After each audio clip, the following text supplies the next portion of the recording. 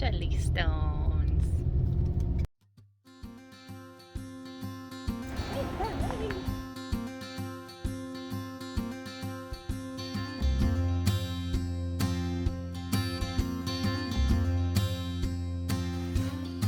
Hi everyone. Hi everyone. Hi Peter. Hi Peter. Welcome back.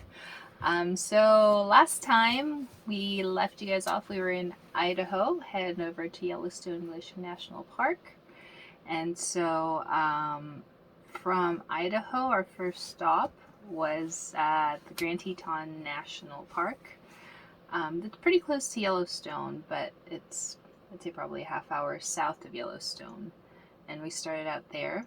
So we were there for 2 days, and unfortunately when we got to the Grand Tetons, they're famous for their mountains that are jagged and they literally just rise up from the ground up, and there isn't really any foothills, so it's supposed to be like a very beautiful...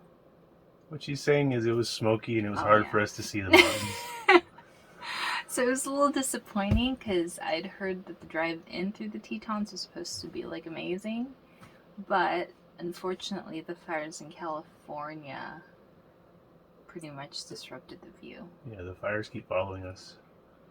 But in the morning we could see better. We could see the mountains. Yeah. And one of the days we got close to, we actually started hiking one of them. So Yeah. So the first day we got there, we didn't really do any hiking. We just did like a quick loop around the park. Yeah. I like to do like a quick loop around the places that we're at. That way we kind of get an idea of what's where and what we want to see. Yeah, we saw a bunch of wildlife the first day. So yeah, first day we saw elk, moose, bison, pronghorn, maybe a marmot. I think it was a marmot. We don't know. It didn't look like a regular squirrel, but yeah. So the first day we did a quick loop around, and we did the driving tour, and we also went through Mormon Row. Oh, yeah. So we drove through this little area of the park where the Mormons had pretty much like started up a community. Was it part of the Homestead Act? I don't remember. I don't remember. Yeah, so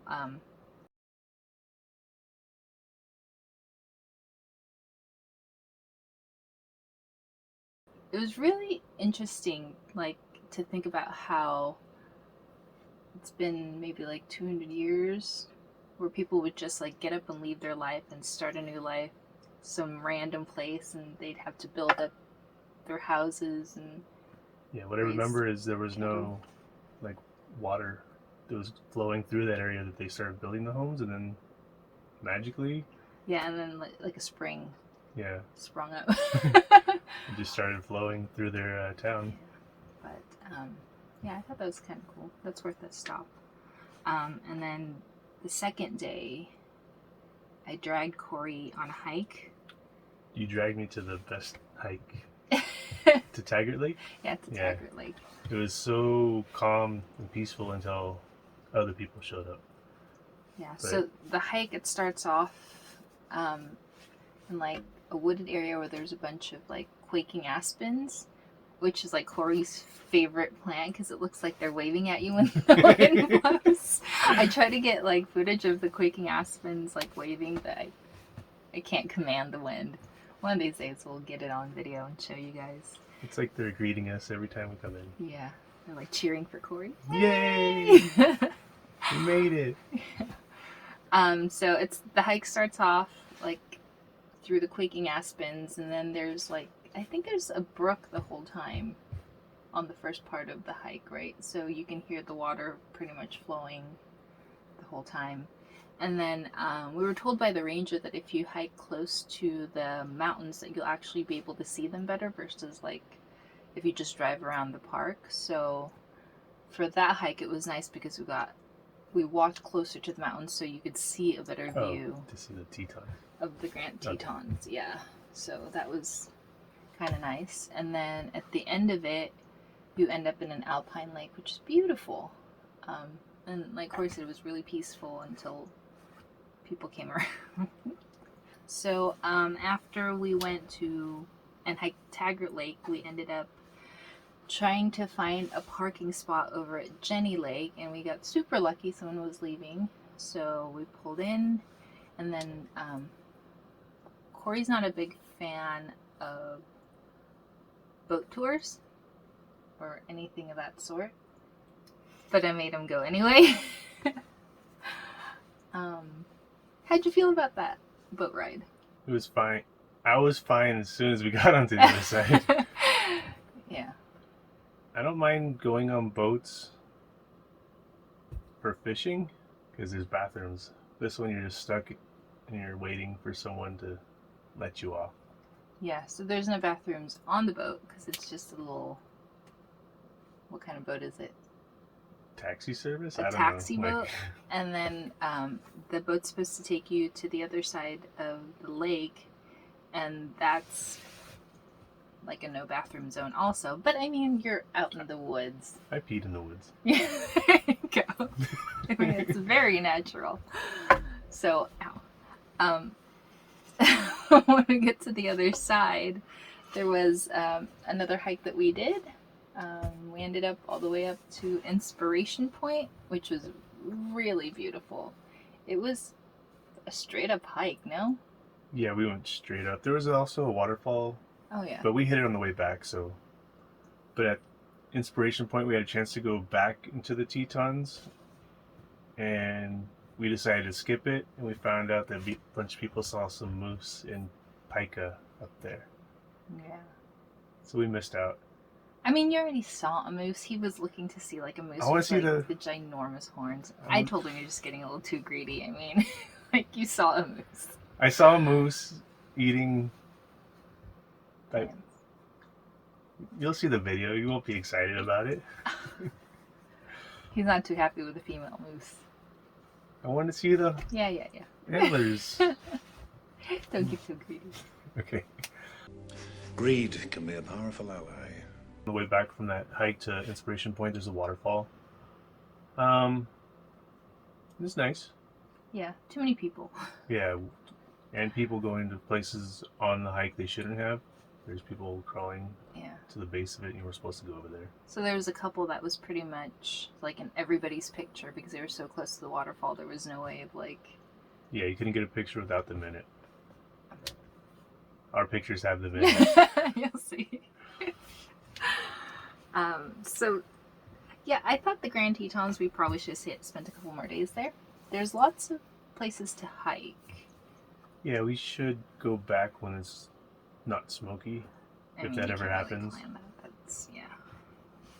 But after 2 days at the Tetons, we moved on to Yellowstone. I was super excited about Yellowstone, just because I feel like it's like the national park to go to that everybody talks about, and you have to go. So we booked 4 days there. Sorry, I'm still mad about Old Faithful. Go ahead. Okay. So when we got to Yellowstone, we didn't have to deal with the smoke, but that's because it was raining the whole time. Yep, and cold. And cold. So I feel like it took away from our experience, because... Yeah, there were parts where maybe we would have got better views with the sun out, especially with what's the one? Grand Prismatic. Yeah, the Grand Prismatic. I guess the colors are brighter in the sun, and you can see the colors, but yeah, I guess it's way better in the sun. Yeah, it was just I was just hoping for better weather, I guess. Yeah, we'll have to hit it up next time. It's still cool though, like because it was so cold. As you're driving in, there's just it looks like the land's smoking because everything's heated up, steaming. Everything's steaming. I think even without the rain, it would steam. The cold made it the steam more. That's why we couldn't see Old Faithful, because it was like steam in our face the whole time, and just still mad about it. We waited.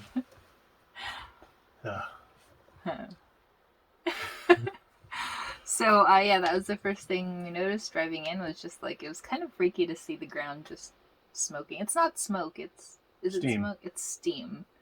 Like, I can only imagine what people thought, like, way back in the days when they just walk up to, like, this place and you're like, what the heck is going on? Why is the ground on fire? And then it's not really fire, it's steam. Yeah, the whole area is geothermic. I don't know what the real term is. But, yeah, so basically for Yellowstone, there's a bunch of different places that have different types of geysers, and they call them basins. So if you ever visit Yellowstone, the geysers are grouped into specific areas in the park. So we pretty much hit up a lot of the basins. The main one that people go to is the one with Old Faithful.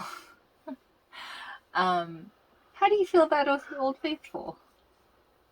I mean, it went off on time because that's why they call it Old Faithful, but It's like within 10 minutes. 10 minutes early, 10 minutes late. you can't get close. So you're kind of like on this boardwalk and you're just waiting with a bunch of people waiting. And I guess every experience is different. Sometimes it's bigger than others. But when it finally started going off for us, the wind was blowing in our face, so all we're getting is the steam, and we can't even see it going off at first. And then towards the end of it, you could see it kind of sputtering, but Yeah, it was kind of a letdown. there's so many more geysers that were worth seeing. Yeah. Even some without even names, and yeah. So if anybody ever decides to visit Yellowstone, I highly suggest downloading the National Park System app. It's called the NPS. And they have a self-guided tour, an audio self-guided tour, so that when you're walking through the different basins, they'll tell you about each geyser. All the main spots. Yeah. All the main spots. And the geyser basin that Old Faithful is in, that tour, the audio tour, it's like a 5-mile hike. So it's not just like a dilly-dally type of thing. Like at the end of it, I was kind of tired. And it started pouring at the end, so we were soaked. So, So Old Faithful, and there's also a part in the park where there's they call it the Grand Canyon of Yellowstone, where it's just a really scenic waterfall. That was a good one too, right? so we saw the first day. Yeah. Yeah, I put it on Instagram, so I think everyone saw it. Okay, 33 people saw it. Okay. So what do you have on yours? Just a couple of things that stuck out. There's something called a fishing cone. It's kind of like a geyser or a spring that's like right on the edge of a lake. They would catch their fish and take it to this fishing cone. Oh, it's a cone. They were cones! They'd put their fish in there and they would actually boil the fish for them. So they'd cook their fish right there on the lake after catching it. That's cool. Yeah, that was one thing. And the other one was Dragon's Mouth. There's like, looks like a cave now, but I guess before it looked like a dragon breathing, and the water would spit out like towards the walkway. But since it's eroded a little bit and it's still kind of cool, you can hear the gurgling and the smoke's coming out. It actually sounds like there's a dragon in there. Yeah. I mean, I don't know what a dragon sounds like, but I assume it'd be like that. Yeah, that was kind of one of my favorites, the Dragon's Breath. And the same area where the Dragon's Breath is the mud volcano. I like that one. That was pretty cool. That was one of the first ones we saw. Yeah, the mud volcano also got eroded, but it was still gurgling mud. Like a volcano. Yeah, there was one Venus was disappointed in called Blood Geyser. Yeah, that was Just the ground was red dirt. I was expecting it to be like A bloody, bubbling gory blood. show. But it wasn't. Your favorites? Was that about it? I have one more, the Devil's Cauldron. Do you remember it's just a big lake area that looks... I don't remember that. It's in the same area as the Dragon's Mouth and the other ones. Oh, okay. So I like the Grotto Geyser. That one you're gonna find in the basin with the Old Faithful. And also Morning Glory was a really famous one, but people threw trash in it, so it changed the colors. But it's still really pretty. But don't throw stuff in the geysers, because it'll ruin it for everybody. Is it the one that was like a little grand prismatic? Yeah. Okay. Mm-hmm. And then there's one that I really like that was next to the spasmatic geyser. And it's a perfect name because it's totally spazzy and it just goes random. It goes like really low and all of a sudden spits up really high, and it's really entertaining. I could sit there and watch it for hours probably, but I'm easily entertained. Good for you. Yeah, and oh, the Grand Prismatic is the one that everybody probably thinks of when they think of Yellowstone. You can do the walkway like on the same level as the Grand Prismatic, but there's also a hike that you can take up. It's about like a mile. Yeah, it's just like a mile. A mile. We did the bottom one to the lake in the first time, and you can't even see like the whole thing. It's cool, but if you just do the overlook, it's way better. Yeah. So you hike up a mile and then you see it from the top view. Yeah, I thought it was. Yep. Yeah. Okay, so our last couple days we spent in Yellowstone, we were up in the northern part called Mammoth Cave area. So up there, you don't really see as much of the geysers, but you see like what happens when the geyser's gone. I think when they start to die off, yeah, like they turn into like these terraces. It's like travertine terraces. So it's pretty much just like the deposits that's left over from where a geyser used to be, I guess. Yeah, it looks way different than everything else there. Yeah. Actually, one of the parts where the water's coming down, it looks like it's kind of shimmering, kind of like gold or something. Yeah, if the light hits it the right way, it looks like shiny and pretty. Yeah, I don't know if I caught any of that on camera, but yeah. Okay, so one cool thing that happened, I don't know if it's cool, not for the guy. Yeah. When we were there, when we were in one of the basins, we were getting ready to leave and do the quick hike, and I watched this guy lock his keys in his car with the car on, and I could see like how pissed off he was once he realized. Yeah.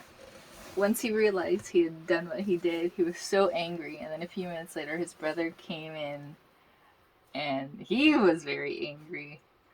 But we were deciding whether to help him out or not, because it's like, I don't know what to do. We were trying to find like an instrument to possibly help him with.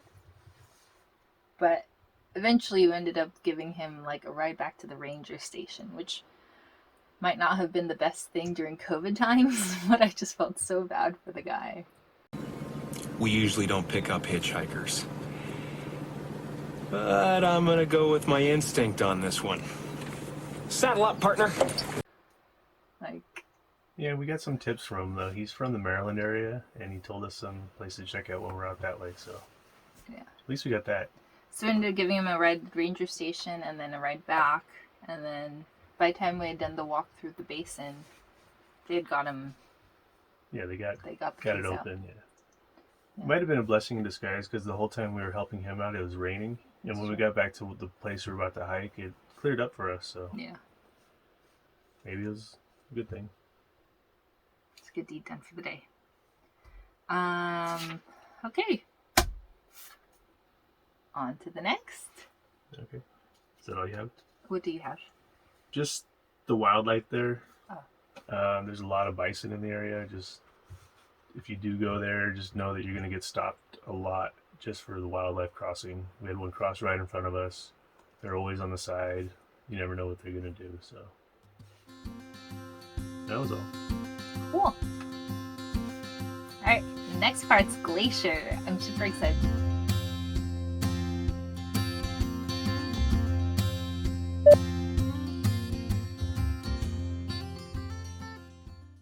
Are you sure? That's okay. So I think it was that same. Just gotta start over because I gotta cut into that bit. Okay. That fly's gonna keep coming in and out.